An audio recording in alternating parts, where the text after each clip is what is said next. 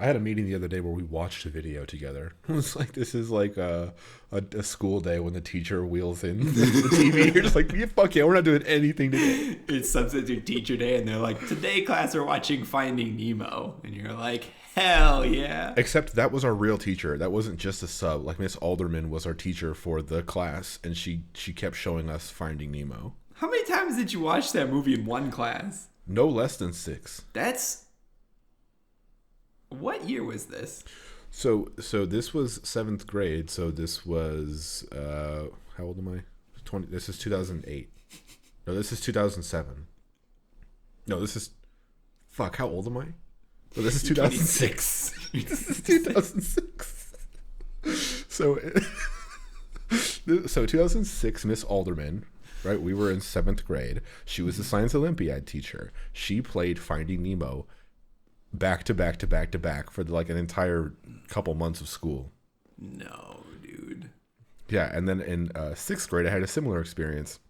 My teacher played us The Outsiders. You know that movie about like gang wars or whatever the fuck? They're like stabbing each other and they're 13 years old or some shit. No. I don't know why we watched it. Anyway, my teacher showed us the movie. She's like, this is a classic. You guys have to watch The Outsiders. And then we watched it a lot. Like we watched The Outsiders several times. It's kind of like when Mr. Martindale would just tell us about NASCAR. You know Mr. Martindale, right? I remember him. I didn't know he was a teacher, though. Dude, my favorite teacher advice ever was from Mr. Martindale, because he was in the military or whatever before. He was just like, I'm going to tell you guys right now, for home defense, a lot of people say to get a shotgun, but that's... Or no. A lot of people say to get a handgun, but the smartest thing to do is get a shotgun, because then you'll just shoot in that direction and you'll kill everything in that direction. He would talk about that and then NASCAR. And he was a world history teacher? I don't know what he taught. He literally never talked about anything else. He taught NASCAR and guns. Yeah, basically which is the actually, American dream. Yeah, that's a vibe. If I can get that job, just telling the youth about shit I think is cool, sign me up, you know? There is that job. It's be a Minecraft YouTuber. Have you been following the donkey ruse? I have. If he wasn't streaming regularly, I would have, in my head, that's like the perfect cover to go on vacation. Like, well, imagine like if him and Leah were gonna go on vacation, so he was like, I'm gonna get like queue up some shitty like videos of like 5 minutes, like just make a bunch of them in a day, and then just like release them like one a day. That's smart. I guess I don't know, because I don't watch his streams and I don't really whatever. I just know his YouTube videos, and it seems to me like if he were doing that, are you saying? No, he's not doing that, because he is. I don't watch his streams either, but I do know he is streaming.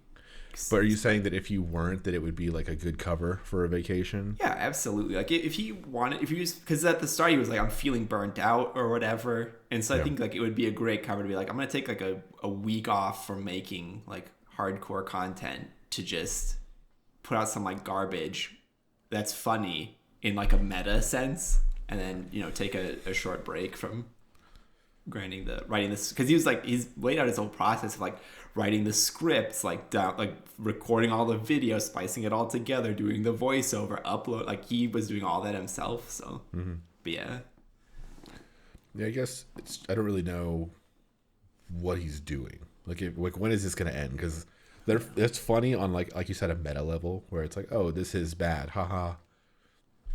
But that has to end, because I'm not gonna keep watching these bad videos. Like they're not. Yeah, I don't know when it's gonna end. I think it's funny still right now, because some of the like meta humor to it is hilarious. Like when he started doing the tier thing, where he was like, some people say squirrels are fun or funny, and then you put them in like squirrels are not funny tier or whatever. See, I don't know. I think I missed that one, but it's very. It was one from yesterday, I think. Yeah, it's very. I don't know. It's not video. It's not a video or a set of videos that I will ever want to go back and watch. Like for the current time and whatever, makes sense to have your commentary about how creators need to upload more and they're rewarded for uploading, quantity over quality. Like I get that, but you've made your point. You don't have to kind of whatever, unless you're really serious about being done making quality content. Like you're being bad now. You know what I mean? Yeah, I don't know. I really hope he goes back to making good content, because I can only imagine, like, I want to watch his review of Cyberpunk, because I think he's a reviewer that I can like I don't always agree with him, but he's consistent. Like, I know him as a reviewer, so I can be like, oh, like, he likes this and this about video games. Like, he'll like, when he talks, I'm like, oh, okay. But yeah, I don't know. Yeah. Because if he doesn't do a review of Cyberpunk, I'm gonna be kind of bummed, because that's the only one I really want to watch. What value do you think game reviews have, like, in modern time? I think that if you know the reviewer well, you can I think, like, if you know a reviewer well, you can kind of pick up on some of the, like, really, really high points of a game, like maybe some things that you missed or, like, didn't appreciate about it. Mm-hmm. It's like, I don't know if you watch Cinema Sins or Cinema Wins on YouTube. No. Okay, so Cinema Sins is basically, he goes through and talks about how bad movies are, and I don't like his channel. But there's another dude named Cinema Wins, and he talks about... This is not the same person? No, I don't think it's the same person. That's like if I opened up a store right next to you and I called myself Yazeed. I was like, oh, I don't know that guy. I've never heard of him. I think Cinema Wins is the opposite. So Cinema Wins talks about, like, all the good stuff in movies. And I like watching his channel more, because he'll be like, oh yeah, and, like, this scene right here, like, if you look at the way the lighting works, like, how crazy is that? And it's like, whoa, he's right. Like, that is really cool. And, like, he just brings out, like, some interesting points. So I think, like, watching a reviewer who you know how they've reviewed, like, other games in the past, you can be like, oh, like, he brought up this really interesting point that I didn't even think about before. I don't know. I think sometimes it can help, like frame your idea on a game. Sorry, my dog's hair is, like, everywhere. It's all good. I guess isn't any reviewer who is, like, doing their job in a consistent way, in the sense of, like, they like similar things across games and they dislike similar things across games, wouldn't that be any reviewer then, assuming that they're doing a good job? Yeah, but, like, IGN, like if you compared watching, like, Dunkey videos to, like, IGN articles, because there's so many writers for IGN, unless you memorize which writers you agreed with, or, like, if you went, like, you had a way of, like, tracking, like, what games they reviewed and stuff like that, I feel like it's really hard to figure out, like, how the review at IGN actually, like, stacks up. Whereas if you watch like, two of Dunkey's videos, reviews, and then you watch a new video of his that's a review, you can be like, oh, he likes this in video games, so he's gonna like this stuff a lot, and he might not like this other piece, and, like, maybe he'll explain why a bit, but he'll do it in a funny way that's kind of, like, stupid, but also like an actual review too. That's how you'll get kind of the thing that people always point to, and they're like, oh, IGN is biased, man. They gave this a 9, and then they gave this a 9.2, and they're saying this is better than this, but it's clearly not. And it's like, well, there's not IGN, the kind of entity. It's the individuals writing these. And sometimes they're the same person. But even then, I guess for me, kind of, if you're able to compare the end result. But, like, you say that you want, you know, kind of the Dunkey score or whatever, because he's consistent in the way that he's given other scores. But you've already bought the game. So what does that score do for you? Nothing. I don't care about, like, his actual, like, rating of the game. I like the way I want to watch it because I enjoy his commentary on the game, because he'll point stuff out that maybe I haven't seen before or noticed or really cared about. And sometimes he'll point out things that I did notice that was like, wow, that was trash, and he'll be like, this is garbage, and you're like, okay, I feel vindicated a little bit. Yeah. He agreed with me. But at the same time, like, I don't agree with him on everything. Like, he doesn't play any strategy games. It's like and he really likes, like, Nintendo, like, Mario games, whereas I don't really enjoy those. So I know there's going to be, like, some differences. I don't think you should ever agree with anybody 100%. Like, yourself. No. Yeah, but if you ever agree with somebody on a like, literally think about 100% what that means. Every single thing about a game I agree with. Like, you're just never going to get that. If you do, then you're not, like, really forming your own opinions. Well, maybe. I mean, there's a chance that, like, okay, like, let's take a very simple game like Tetris, right? Perfect. If somebody, like, pointed out, like, if Dunkey did a review of Tetris, I doubt your opinion's going to be super different from his, and your opinion might be 100% the same. on Tetris, but across the board. Like, across the board. Like, name every game you've ever played and what you think of it. And if it's the same with everybody, that's crazy. You're the same person. But also, like, I think if I rated a game today and next week you asked me to rate that same game and I didn't remember what I rated it previously, my rating's going to be different because maybe that, like, I'll have changed over that time, or like something else, something like I've played a different game and I realized like this is really important to me in games or whatever. Interesting. Do you think that if I go and I read a review for an older game, then I kind of need to take it with a grain of salt or whatever because it's an older game and opinions were formed when it was new? I don't think... maybe. I mean, I think you should take any review with a grain of salt because everyone's going to have their own internal biases. But, like, if you wrote if Joseph wrote a review for, I don't know, Cyberpunk 0 out of 10. Cyberpunk 0 out of 10.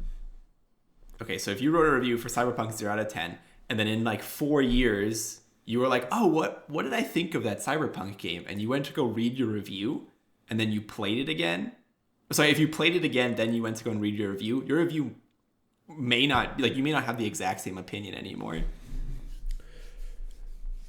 Then, yeah, I totally agree with you. I guess I'm just getting at, like, moving forward in a world where people are more interested in kind of, like, analysis by a person. It's kind of like, I trust or know about this person and their tastes and how they talk, and I like the way that they talk.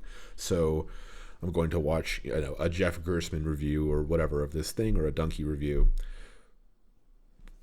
But, like, what does that look like going forward? Is it less of a kind of formalized, here is a written thing with a score at the end, or is it kind of like what I want to say it's Kotaku, but I don't even know if they review games. Anyway, some other publication that, like, got rid of scores and they just do written text.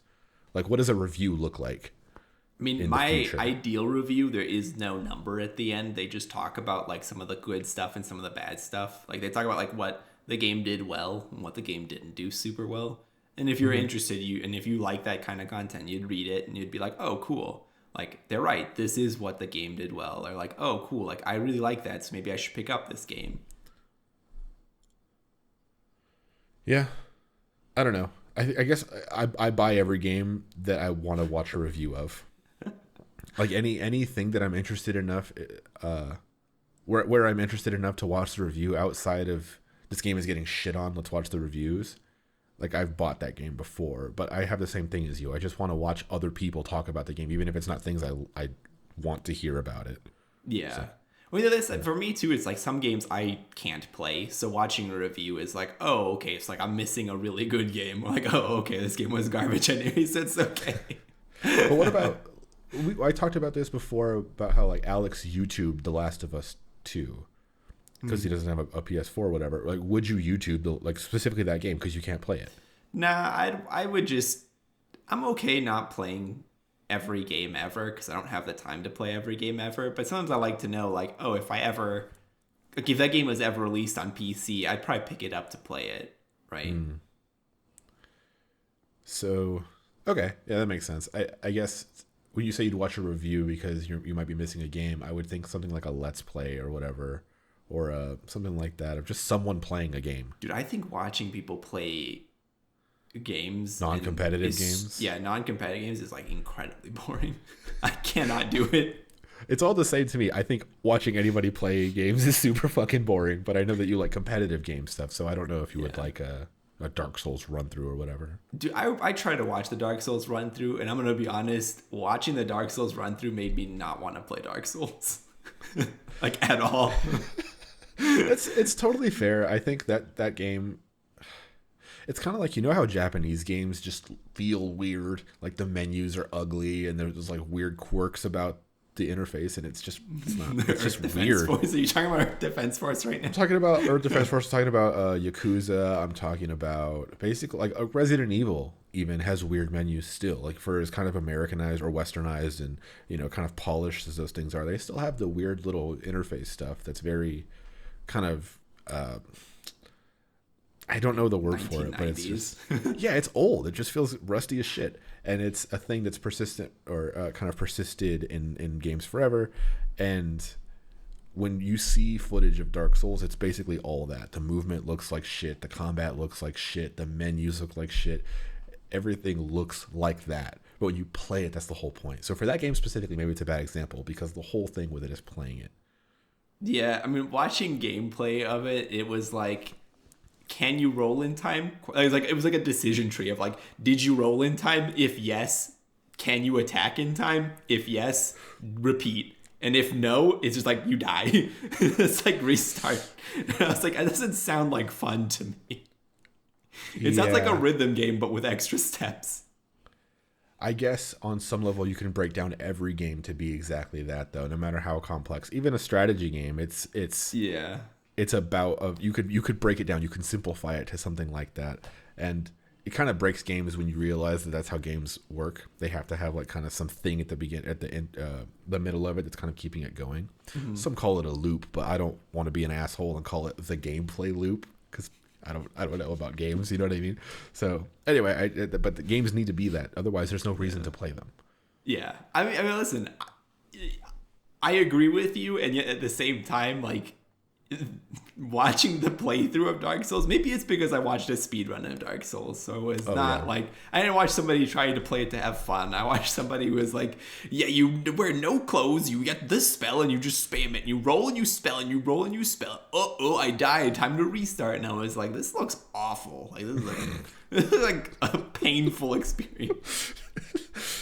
Especially, okay, so like another beauty of Dark Souls and the games like it are that there is not a whole lot else. There's not a lot of fancy cutscenes or like good dialogue. Like there's nothing really in those games except for the way that they look. Like visually, it's nice art and stuff, and then the way that they play. Like that's really it. People are invested in the story. Like we have a friend. Oh, out of focus. Weird. We have a friend who's like way into the lore of Dark Souls, and this is not Alex. This is someone else. But that person is the only person I know, and I know a lot of people who've played Dark Souls, but he's the only person I know who cares about the story. So in that, you see the mechanics like laid bare, especially if you're watching a speed run, because when you're watching footage of that game, you see what it is, which is just the mechanics and the way it looks, and you could definitely simplify it down to that thing of being like, this sucks. I'm gonna go watch Total War footage and tell you why that game sucks ass, and tell you why it's so simple. I guess the other thing too is like, I don't know. Like I even watched a Let's Play like for Stellaris, one of the lead developers / like the community outreach dude. His name is Wiz, or his like IGN is Wiz. Okay. He used to do like Let's Plays of the beta patches where he'd like show the new content, which is really cool because it's like, oh cool, you get to like see the new content before it comes out. I watched one of them and I was like, no, I can't do this. That's my favorite game, and I was like, no, I can't do this. Is it because do you think that an interesting narrator could make a Let's Play more fun? I mean, maybe. I don't like go out of my way to watch. I actually go out of my way to not watch Let's Plays usually, but also like I don't know. It's like if I want to play a game, I'll play a game, and if I just want to know if a game was like cool or not, like if it was good or not, I'll just watch a review. I don't need to know what every game ever is, because that is so much time that I could spend just doing other stuff. I have other hobbies besides video games, I think, is what it comes down to. Yeah, I'm going to talk about that in the actual episode, but I think I've also talked about that before too, of just kind of wanting to just be into things outside of just video games, and then also not looking at video games as this thing of I need to play and experience and enjoy every game, because more and more games keep coming out, and I don't play through games as fast as they're released, and this is like a fool's errand or whatever. Like I will die trying to play every game and then die sad. Like that's not a good life. You know what I mean? Yeah. Not to be dark or whatever, but that's kind of how it would go. You realistically can't do that. No.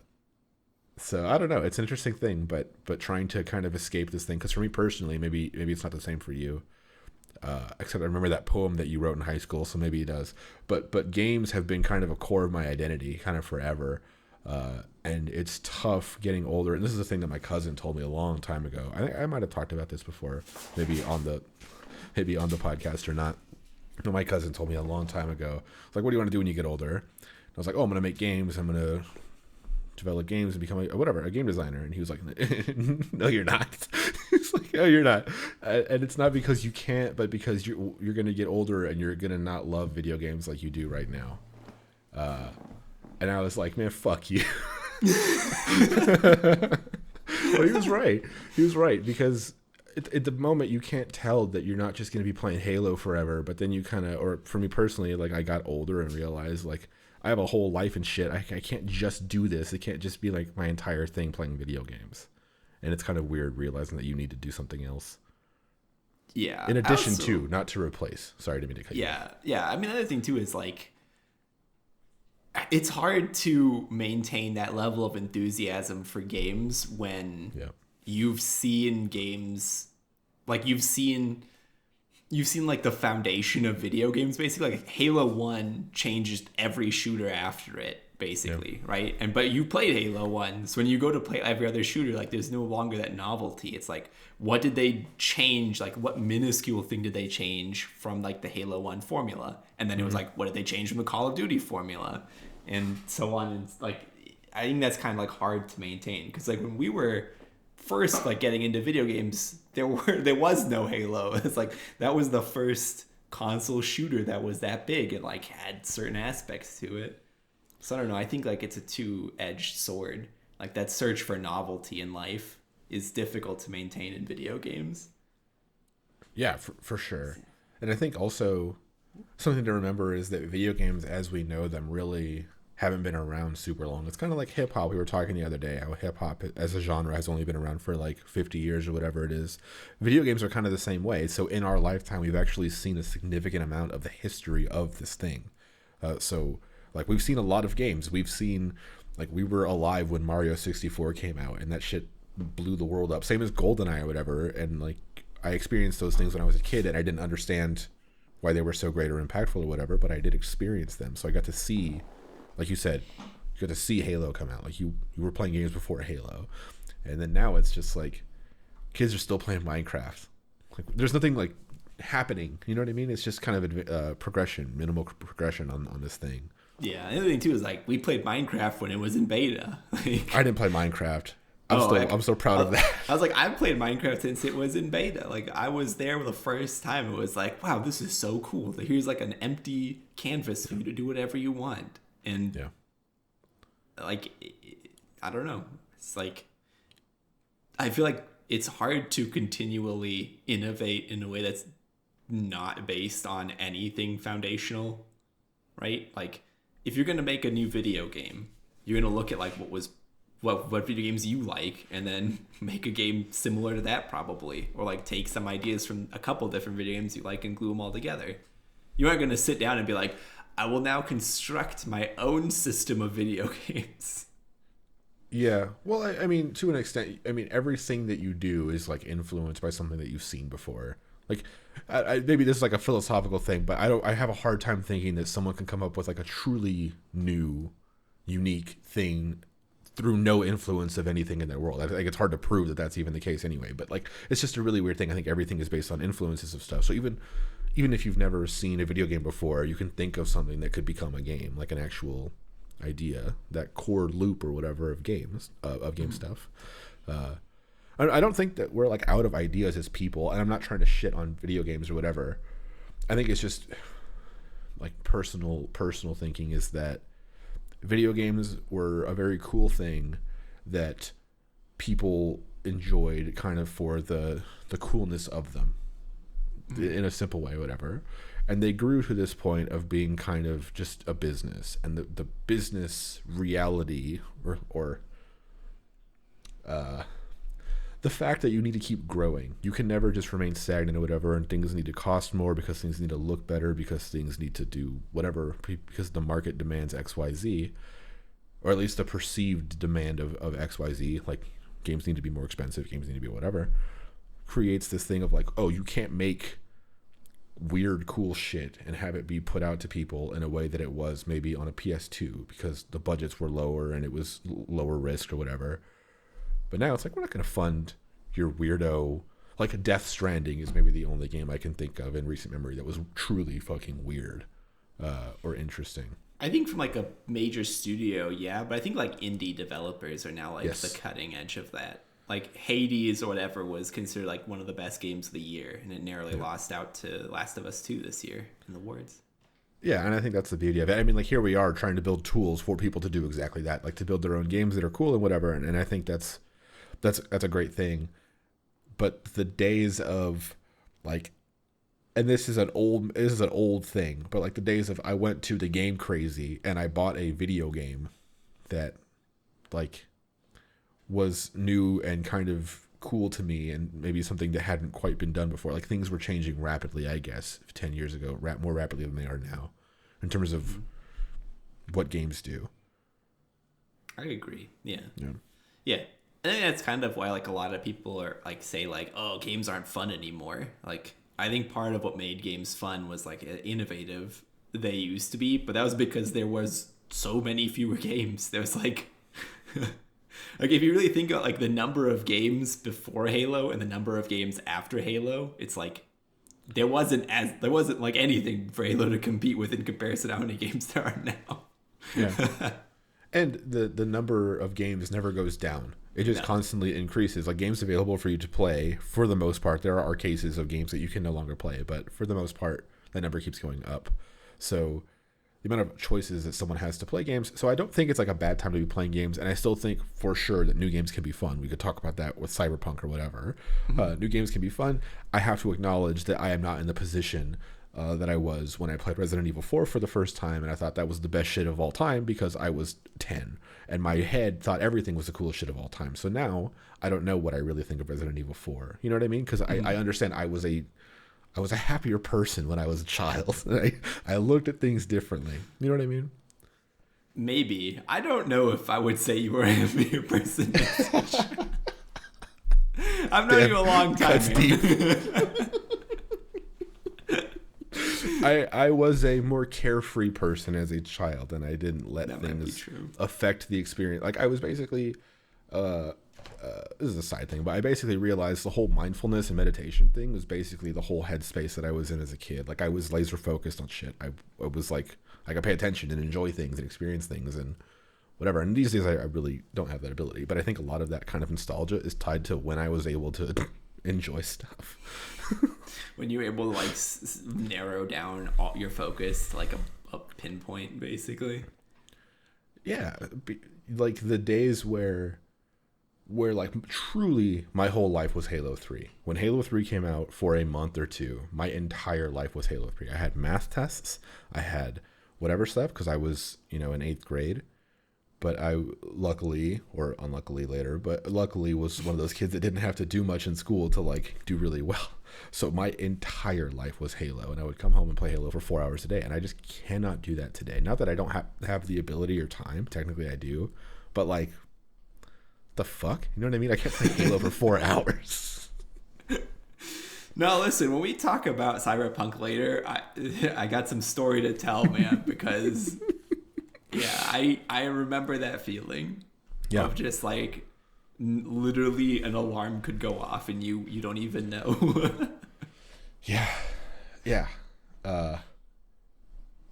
there was a summer where summer 2008 where I was sleeping till noon every day and then staying up until 5 a.m. playing video games, and that was my entire life. And I never want to go back to it, but god damn it, I miss it so much. We did that in college for a little bit. Not every day, but we've done it a couple of times. We did a couple times, and it was like on a weekend or something. It was like a Friday night. No, I'm talking about like a Wednesday. I went to bed when my mom left for work. In the summertime, I was a kid. It's different. The idea of staying up 2 days in a row to 5 a.m. disgusts me at this point. If I slept till 5 a.m. one night, I think the next day I would be dead. Like, yeah. That's not even some like old people shit, because like I don't drink coffee or anything. It's just like the sheer amount of other stuff I need to do during the day. If I sit up till 5 o'clock in the morning the next day, I'm like expected to like do stuff. I'm like, nah, I can't. Yeah. I physically cannot. Yeah, you're very tired is actually real. Like you cannot function. I've seen you. It's like you're almost a corpse, but not quite. It's impressive. I was up until 4 a.m. the other day working on something else, and it was a different thing. But I was like, that'll be fun. I'll kind of make a bunch of coffee and then start drinking the coffee at 10 p.m. and just work on this thing and get it done, and I won't stop until I'm done. And it was 4 a.m. I was like, I actually feel kind of all right. Like, this was a good idea. And then I woke up at 7. I was like, I want to fucking die. Like, someone tell past me that this is the worst idea ever. Yeah, but I'll do it again because that's what I do.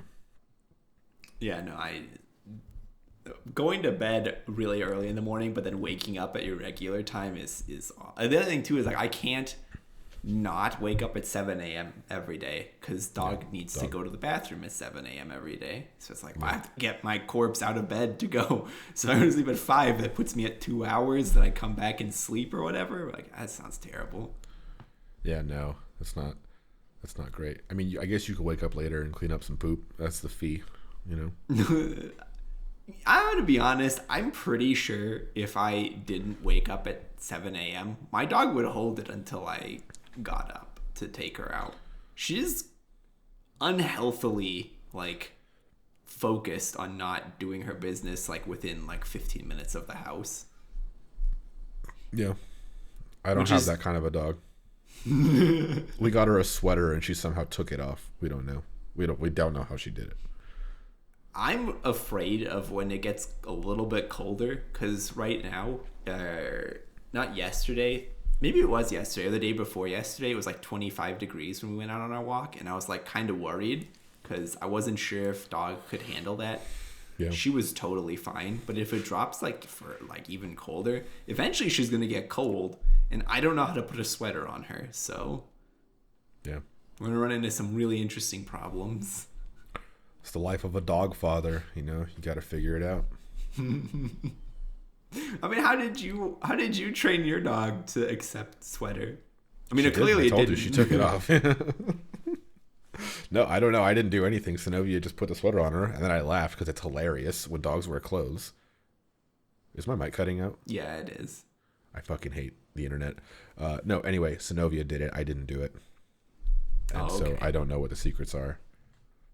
Her secret's probably peanut butter, if I had to guess. Oh, no, it can't be peanut butter. Synovia's allergic. Yeah, that'll kill Synovia. Yeah. Not worth it. Not worth it. Not worth it. No. Speaking of staying up very late and playing video games and doing dumb shit, did I ever tell you about the Dead Rising achievement, the 54,000 zombies achievement? So this was an achievement on the first Dead Rising on the Xbox 360 when the Xbox 360 was super new, and Dead Rising was a like early game for that console. And so all the achievements in it were 20 points each. It was 50 achievements at 20 points each. So some like the easiest achievement was the same value as the absolute hardest achievement. And there was one achievement called, I forget what it was called, but it was kill 54,000 something 300 zombies or something like that.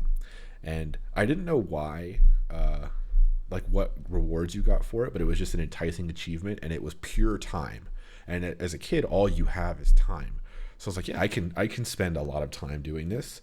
And so there's a trick where you go, there's a part of the game where you can get cars, and then you can go outside and then drive in these underground tunnels just over and over and over and over again, because the zombies will spawn infinitely, and you can just mow them down by the hundreds.